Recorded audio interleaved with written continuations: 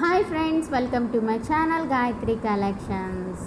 ఈరోజు మన రెసిపీ అండి దగ్గు రొంప రాకుండా మనం ఎలా జాగ్రత్త పడాలో అలాంటి మెడిసిన్ అండి. దానికి కావాల్సిన పదార్థాలు: బెండకాయ ముక్కలు ఇలా కట్ చేసుకోవాలి, 4 బెండకాయలు, అంగుళం అల్లం, ఇది పచ్చపసుపు అని అమ్ముతారు కదండి, అది పావు ముక్క, సాల్ట్.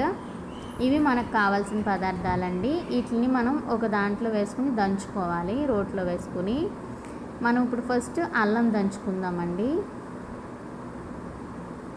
అలాగా తర్వాత వాటర్ మనకి బాయిల్ చేసుకోవాలి. ఒక గిన్నె పెట్టుకుని మనం వాటర్ అనేది బాయిల్ చేసుకుందాం. యాక్చువల్గా నేను చెప్పిన ఐటమ్స్కి 400 ml తీసుకోవాలి వాటర్. తర్వాత ఇలా మరుగుతున్న టైంలో మనం ఆల్రెడీ దంచి పెట్టుకున్నాం కదండి అల్లం ముక్కలు, ఒక అంగుళం అల్లం ముక్క, ఒక పావు పచ్చపసుపు ముక్క, తర్వాత బెండకాయలు కూడా అలాగే దంచుకోవాలండి. అన్నీ దంచుకుని పక్కన పెట్టుకుని నీళ్ళు కాగిన తర్వాత ఇవన్నీ అందులో వేసుకోవాలి. తర్వాత సాల్ట్,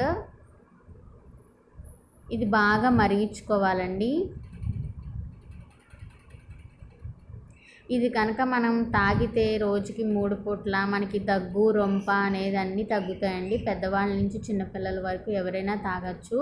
దగ్గు రొంప అనేది ఇంటే తగ్గిపోతుంది.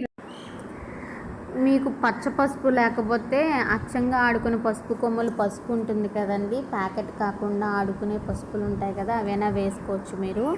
అవి వేసుకుని ఇలా కాసుకుని మనం వడకట్టుకుని తాగితే చాలా మంచిదండి. వేడివేడిగా తాగాలి. ఆ ఘాట్ అనేది మనకి లోపలికి వెళ్ళటం వల్ల మనకి దగ్గు రొంప అటువంటివి ఏదైనా ఉన్నా తగ్గిపోతాయండి. సో మీరు ట్రై చేయండి. ఇది నేను వేరే యూట్యూబ్ వాళ్ళ దగ్గర చూసి చేశాను, కానీ చాలా బాగుంది. మాకు కూడా టీ లెక్క ఉందండి. గ్రీన్ టీ ఎలా తాగుతామో అలానే ఉంటుంది. వేడివేడిగా తాగితేనే ఇంకా మంచిదండి. మాకు బాగా నచ్చింది, నాకు నచ్చింది కాబట్టి మీకు షేర్ చేస్తున్నాను. మీరు ట్రై చేయండి. ఇది బెండకాయ, అల్లం ముక్క, పసుపు, పచ్చపసుపు, సాల్ట్, ఇవే మనకి 4 పదార్థాలు. ఇంట్లో ఆల్రెడీ మనకు ఉంటాయి కదా. సో ఇలా మరిగించేసుకోవాలి. మనం ఇంతలా మరిగించుకున్న తర్వాత వడకట్టుకుని తాగితే చాలా మంచిది.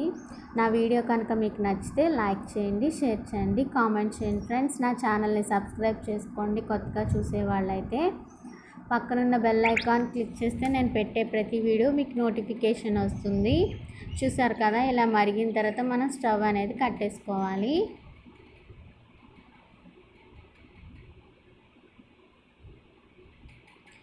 కట్టేసి దించేసుకున్న తర్వాత ఒక గాజు గ్లాస్ లాంటిది ఏదైనా ఇట్లా పెట్టుకుని, ఏ గ్లాస్ అయినా పర్లేదండి, నాకు అవైలబుల్గా ఇది ఉంది. సో ఇలా వడకట్టేసుకుని మనం లిక్విడ్ అనేది గ్లాస్లోకి వేసేసుకోవాలి. చూసారు కదా, మంచి కలర్ కూడా వస్తుంది, చాలా బాగుంటుంది. పచ్చపసుపు వేసాం కదా, అసలు ఆ వేడి నీళ్ళల్లో పచ్చపసుపు వేయగానే మంచి కలర్ వచ్చిందండి, చాలా బాగుంది.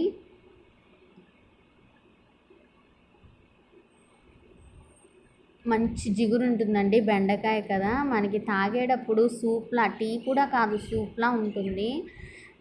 పిల్లలు కూడా చాలా ఇష్టంగా తాగుతారు.